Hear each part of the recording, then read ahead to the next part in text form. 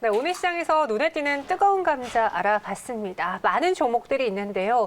좀 아쉬운 종목으로는 제약바이오가 오늘장 꼽히지 않을까요? 그런데 그 제약바이오 안에서도 상승세를 보인 종목이 있습니다. 바로 러시아 백신과 관련된 종목인데 이에 대한 이야기 D&W 파트너스 송도현 대표와 함께 나눠보도록 하겠습니다. 어서 오세요. 네, 안녕하십니까? 네, 안녕하세요.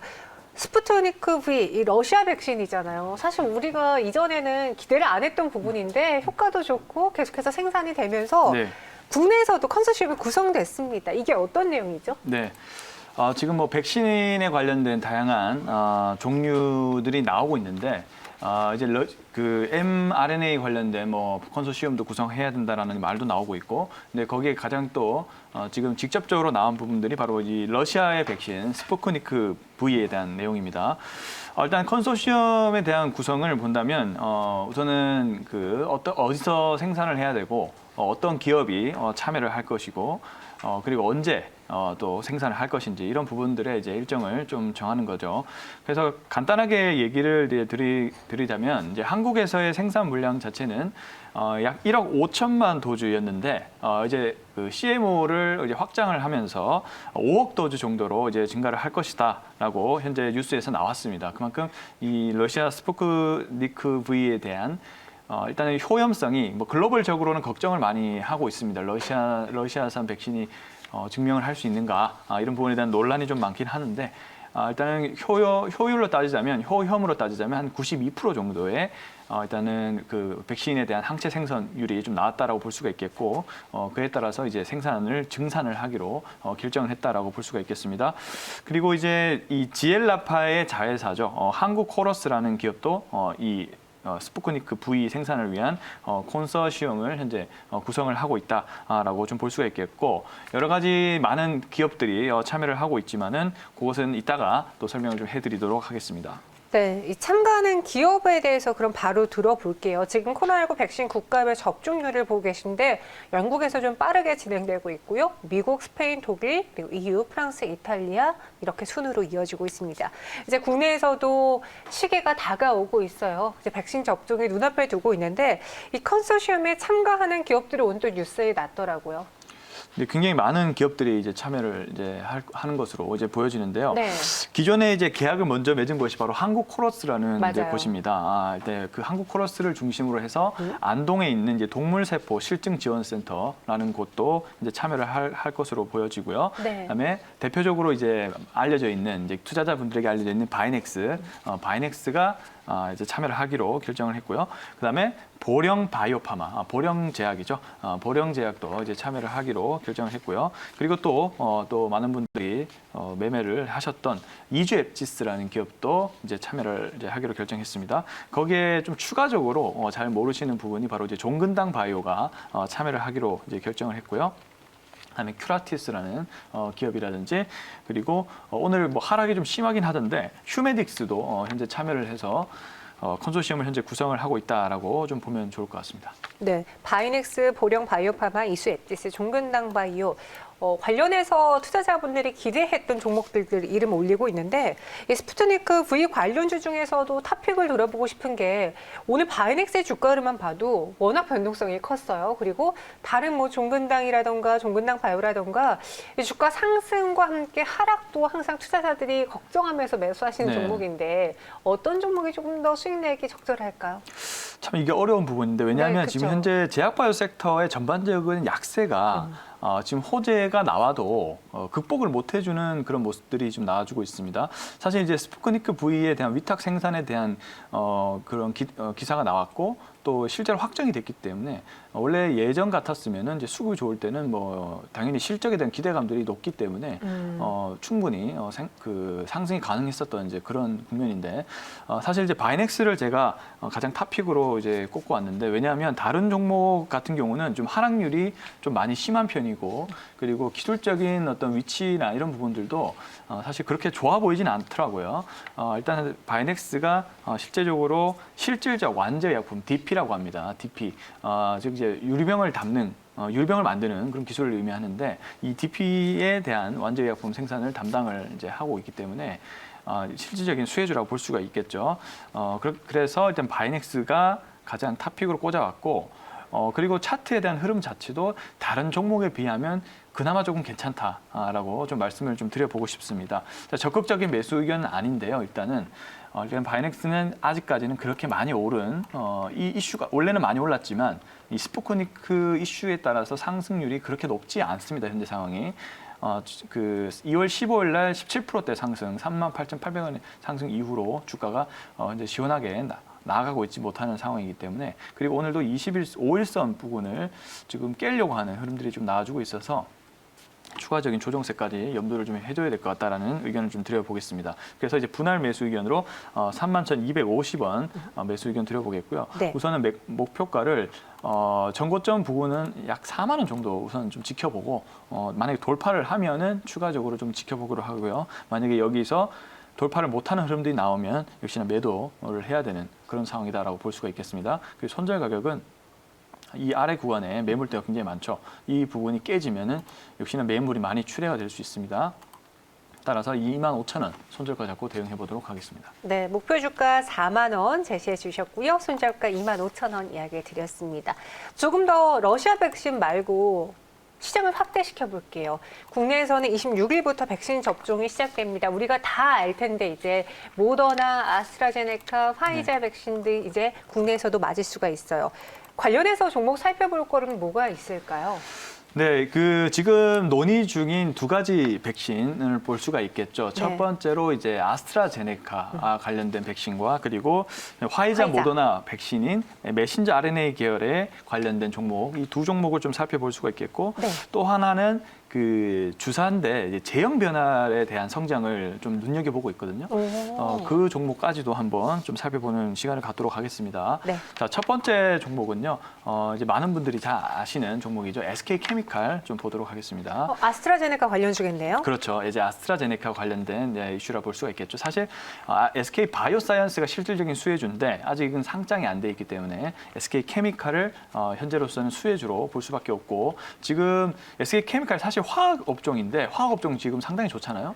근데 지금 거의 바이오 종목처럼 지금 주목을 받고 있어서 주가가 바이오 종목 쪽의 흐름을 따라가고 있다라고 볼 수가 있겠습니다.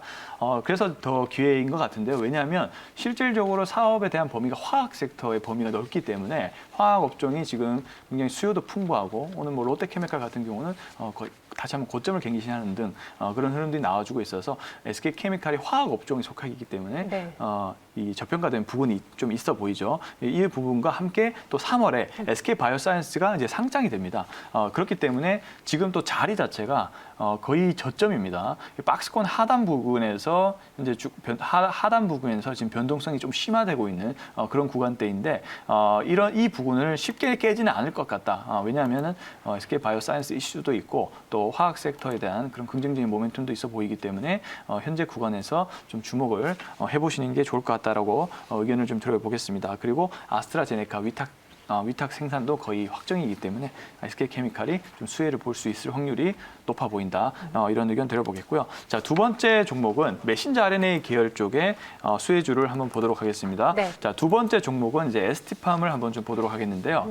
자, ST팜 같은 경우도 지금 주가 흐름이 굉장히 불안정하게 흘러가고 많이 밀렸어요. 있습니다. 네. 지금 121선까지 주가가 좀 깨지면서 좀 주요 이평선이 지금 깨진 흐름이 나와주고 있기 때문에 좀 변동성이 확대가 되고 있는 그런 구간으로 보여진다 볼 수가 있겠고요.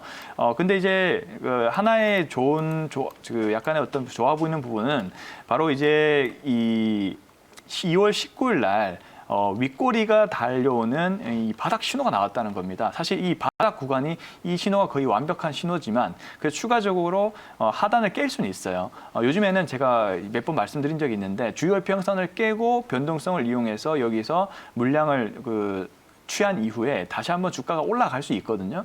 자, 이런 패턴도 자주 나오는 그런 패턴이기 때문에 쉽게 주가가 밀렸다고 해서 매도에 동참할 게 아니라 기회로 보셔야 된다라고 좀 말씀을 드리고 싶고요. 그리고 이제 이 ST팜은 메신저 RNA를 원재료로 공급할 수 있는 이제 회사죠. 올리고 뉴클레오타이드를 공급을 할 수 있는 세계 탑 2 안에 들어가는 회사이기 때문에 화이자, 모더나 백신, 특히 이제 화이자는 계속 공급이 되고 있지만 모더나 같은 경우는 또 국내에서 또 위탁 생산에 대한 기대감이 여전히 존재하고 있는 그런 상황이기 때문에 원재료에 대한 그런 수요 증가에 대한 수혜를 누릴 수 있다라고 좀 말씀을 좀 드려보고 싶고요. 그리고 이제 자체 메신저 RNA 백신 개발 이슈가 있습니다. 네. 회사 IR 자료에도 보겠지만은 자체 이제 메신저 RNA 계열이 우리나라도 지금 정부에서 컨소시엄을 구성하려고 하고 있거든요. 지금 뭐 채용을 본다든지 이렇게 보더라도 ST팜이 메신저 RNA 쪽을 키우려고 하는 그런 노력이 보이고 있기 때문에 이쪽에 대한 수혜가 좀 나올 수 있다는 점도 좀 참고를 하셔야 된다. 이렇게까지 이렇게 의견을 드려보겠고요. 네. 또 마지막 종목은 라파스라는 종목을 좀 보도록 하겠습니다. 주사기 안에서 고르신 거네요. 그렇죠. 네. 왜냐하면 제형 변화를 제가 이제 주시를 하고 있다라고 말씀드렸잖아요. 알테오젠이 제형 변화에 따른 기술 이전에 대한 모멘텀을 주가가 이제 급등을 했듯이 라파스는 이제 패치형 이제 주사기라고 하죠. 이제 팔이나 이런 간편한 부위에 붙이기만 하면은 약물이 스며들어서 이제 약물이 스며들어서 이제 치료를 받을 수 있는 전 세계의 주사기를 두려워하는 인구가 5%라고 합니다. 굉장히 그만큼 많기 때문에 이 패치형 주사로 변경만 하더라도 그 수요가 남다를 것으로 생각을 하고 있고요. 특히 이제 코로나19 관련된 제형 변화에 따른 여러 가지 실험이라든지 이런 테스팅도 진행이 되고 있기 때문에 실제로 효과도 굉장히 높다라고 합니다. 약물 스며드는 효과도 약동 효과라고 하죠. 이 부분도 굉장히 높다라고 판정이 났고 있기 때문에 지금 자리도 그렇게 많이 오른 자리도 아니고 주요 이평선이 유지가 되고 있는 오늘도 밑꼬리가 좀 나오고 있기 때문에 또 신규 매수 자리로 적합해 보인다. 이렇게 의견을 드려보도록 하겠습니다. 네, 라파스 값의 이야기 들어봤습니다. 아스트라제네카 관련주 SK케미칼 그리고 이와 함께 mRNA로는 ST팜 꼽아주셨고요. 주사기 변형이 또 가능한 네. 또 라파스라는 이야기까지 해주셨는데 근데 지금 제약바이오를 들고 계신 분들은 이런 이슈가 있음에도 불구하고 왜 이렇게 못 가는 겁니까? 굉장히 많이 불안해하실 것 같아요. 실제로 최근 시장이 조정받을 때에도 제약바이오가 조정받았고 오를 네. 때에도 소외받았거든요. 왜 제약바이오에 대한 투심이 안 좋은지 앞으로의 전략 마지막으로 들어볼게요. 네.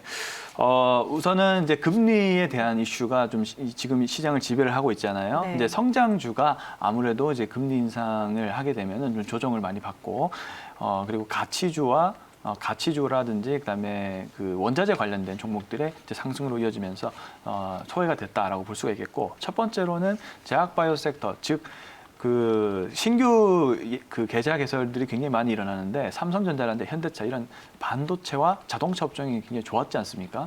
그래서 첫 번째로 좀 소외가 됐었는데 두 번째 이슈가 바로 이 금리 인상이 또 겹쳐지면서 또 제약바이오가 또 단기적으로 소외가 되는 흐름들이 나와주고 있다라고 좀 볼 수가 있겠습니다. 이제 근데 그 정도로 주가가 많이 빠졌기 때문에 주가가 많이 빠진 만큼 또 누군가는 또 기회로 생각하는 그런 사람들도 있을 겁니다. 실제로 한국경제TV 뉴스를 보시면은 3월달에 SK 바이오사이언스 IPO를 계기로 해서 제약바이오 투심이 회복될 수 있다라는 그런 전망도 나와주고 있기 때문에 제약바이오 섹터도 굉장히 좋은 종목들이 많은 상황입니다. 그렇기 때문에 관심을 충분히 가져볼 만하다라고 얘기를 드려보고 싶고, 제가 보더라도 어느 정도는 아직 뭐 바닥이 완벽하게 잡혔다라고 이렇게 의견을 드리기는 어렵지만은 어느 정도는 단기적인 바닥권에 온 게 아닌가라고 조심스럽게 예상을 하고 있습니다. 그래서 저는 또 이제 접종 시작을 하게 된 이후에 주목 섹터로는 또 제약바이오 섹터를 꼽고 있고요. 네. 또 거기에다가 저는 지금 버블에 대한 부분들을 좀 유의 깊게 보고 있는데, 지금 시장이 계속 저금리 상황과 유동성이 계속 풍부하게 공급이 되는 중장기적인 전망을 보고 있기 때문에 저는 이제 코스피나 코스닥이 어느 정도 버블이 온다라고 보고 있는데, 그중에 사실 코스닥이 아직도 구성되는 요소가 제약바이오 섹터입니다. 그래서 제약바이오 섹터 없이는 버블이 올 수가 없어요.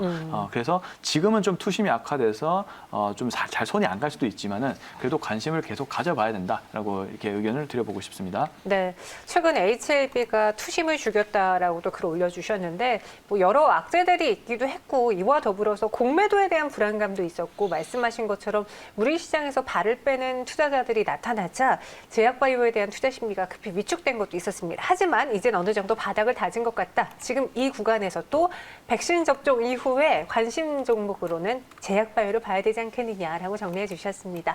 오늘 긴급 진단으로 제약바이오 알아봤고요. 여기서 송동현 대표님 인사드릴게요. 고맙습니다. 감사합니다.